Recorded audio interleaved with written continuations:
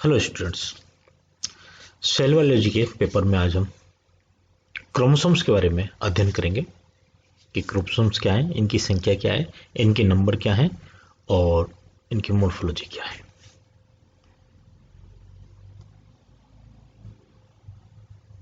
Chromosomes are organized structure of DNA and protein found in cell. Each chromosome is made up of DNA tightly coiled many times around protein called histone that support its structure. कोशिका के केंद्र के अंदर में जो chromatin network होता है वो कंडेंस होने के बाद क्रोमोसोम्स के रूप में दिखाई देता है और ये गुणसूत्र केंद्र में पाई जाने वाली तंतु समान प्रारूपिक संरचना है जो कोशिका विभाजन के समय ही दिखाई देती है। ये आनुवंशिक इकाइयों के या जीन्स के वाहक होते हैं। कोशिका में उपस्थित अधिकतर ऑटोसोम होते हैं और कुछ सेक्स क्रोमोसोम्स होते हैं। गुणसूत्र सभी यूकेरियोटिक कोशिका में पूर्णतः संगठित केंद्रक में निश्चित संख्या व आकृति के रूप में होते हैं और कोशिका की अंतरावस्था में गुणसूत्र अदृश्य बने रहते हैं, किंतु ये क्रोमेटिन जाल के रूप में केंद्रक द्रव में पाए जाते हैं। गुणसूत्र केंद्र के विशिष्ट घटक होते हैं, जैसा कि यहाँ आप क्या है कि और ऑर्गेनाइज स्ट्रक्चर ऑफ डीएनए एक ऑर्गेनाइज स्ट्रक्चर के रूप में क्रोमोसोम का पार्ट होगा जिसके साथ प्रोटीन जुड़ा हुआ होगा और chromosome is made up of DNA tightly they are thread like structure located in the nucleus of the animal plant cells. Chromosome are passed on from parent, यही जेनेटिकल इकाई है जो एक पेरेंट से ऑफ स्प्रिंग तक जाएंगे, next generation तक जाएंगी। और ये जो क्रोमोसोम्स नाम दिया गया है, ग्रीक वर्ड है क्रोमा मीन्स कलर और soma which means body, colourful body होने के कारण इसको क्रोमोसोम्स नाम दिया गया। The chromosomes are named so because they are cellular structure cellular bodies and they are strongly stained by some dyes use in research. मतलब जब इनको किसी स्पेशल डाई से स्टेन करते हैं तो स्ट्रांगली स्टेन ले लेती हैं और इस प्रकार से कलरफुल ये दिखाई देती है, जिनके कारण क्रोमोसोम्स नाम किया। इन मोस्ट ऑर्गेनिज्म ये विशेष नंबर होता है, फिक्स नंबर, जैसे 23 pairs of chromosomes human being में होते हैं। स्ट्रक्चर क्रोमोसोम्स यहाँ बता दें कि क्रोमोसोम्स को जो है सर्वप्रथम कार्ल नेगेली ने पादप कोशिकाओं में देखा था और स्ट्रासबर्ग ने सर्वप्रथम कोशिका विभाजन के समय केंद्रक में सूत्र समान रचना की उपस्थिति के बारे में बताया था 1875 में, और वाल्डियर ने 1885 ने इन सूत्र समान रचनाओं को अभिजन ग्रहण करने के कारण क्रोमोसोम्स नाम दिया गया था। इसकी जब हम स्ट्रक्चर की बात करें तो कुछ मोर्फोलॉजिकल स्ट्रक्चर है, कुछ केमिकल स्ट्रक्चर है और मॉलिक्यूलर स्ट्रक्चर, इस तरह से अपन डिवाइड कर सकते हैं। Morphological structure, chromatid is the structure and functional unit of chromosomes at metaphase में जितने भी क्रोमोसोम्स हैं वो एक लाइन में डिवाइड हो जाते हैं और ये लॉन्गिट्यूडनली डिवाइडेड इनटू दो आइडेंटिकल पार्ट में डिवाइड हो जाते हैं। एक लाइन में तो लगते हैं सभी क्रोमोसोम, प्रत्येक क्रोमोसोम दो पार्ट में आइडेंटिकल पार्ट में डिवाइड होता है, each of which is known as a chromatid. चलिए, the attached duplicated chromosomes are commonly called sister chromatid. जो दोनों क्रोमेटिड हैं वो सिस्टर क्रोमेटिड कहलाती है। The two ends of a chromosomes are known as telomeres, और क्रोमोसोम्स के and जो है लास्ट पार्ट वो टीलोमेर्स के। Kinetochores are the attachment point of spindle fiber, which help to pull apart the sister chromatin. दोनों sister chromatin kinetochores वाले part से जुड़ी होगी। Secondary construction, it is present in short arm near one end, or in many chromosomes they are located in the long arm near to the centromere. Chromosomes during prophase first of meiosis, meiosis की जो prophase first अवस्था है उसमें pachytene stage में small head like structure कहलाती है जो chromomeres कहलाते हैं।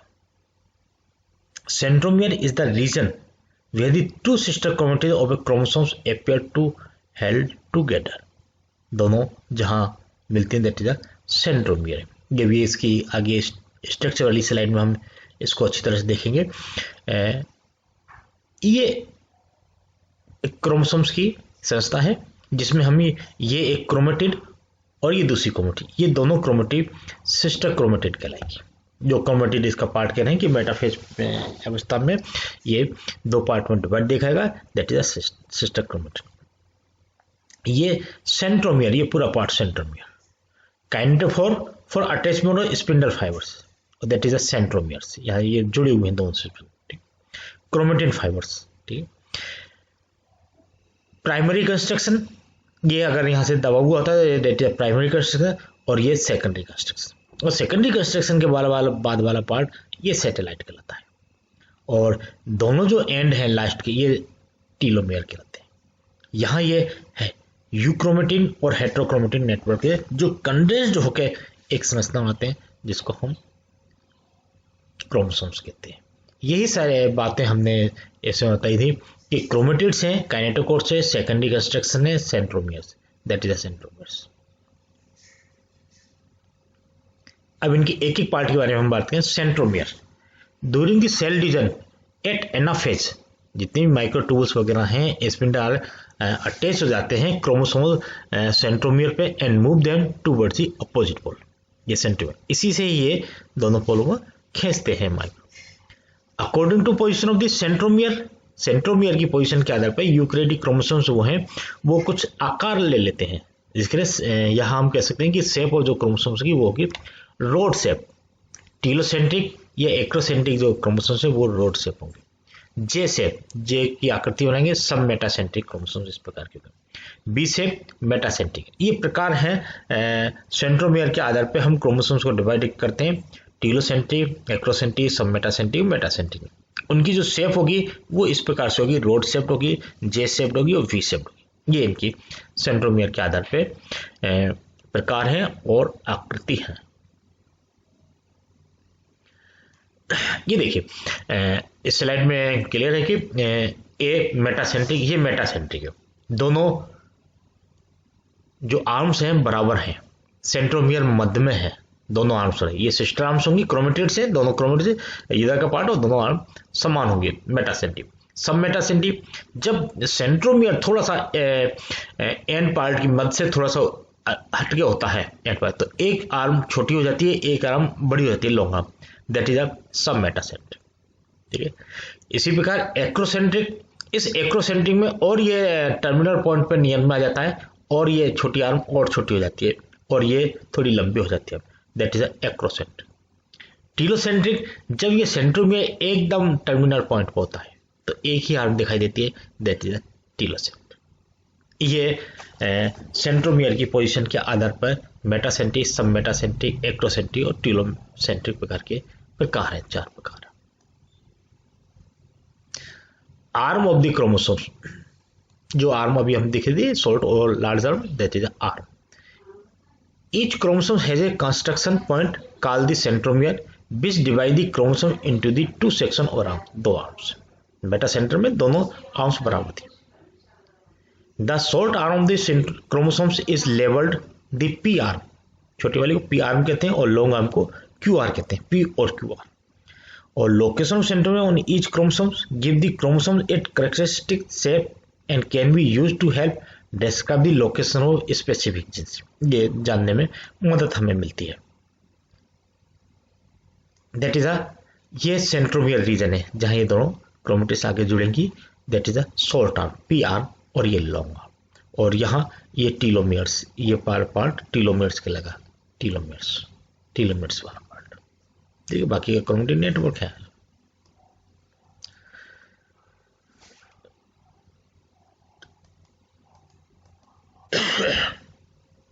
Chromosomes during the cycles, cell cycles, कोशिका विभाजन के समय क्रोमोसोम क्या स्टेज, तो सेल की जो लाइफ साइकिल है, chromosome elongated and can not be observe under the microscope. During the S phase the mitotic cell जो है वो डुप्लीकेट क्रोमोसोम्स को डुप्लीकेट करेगी। At the beginning of mitosis the chromosomes are duplicated and they begin to condense into short structure which can be stand and observe easily under the light microscope. These duplicated condensed chromosomes are known as dyads. Dyads के रूप में होंगे और duplicated chromosomes contain two identical copies.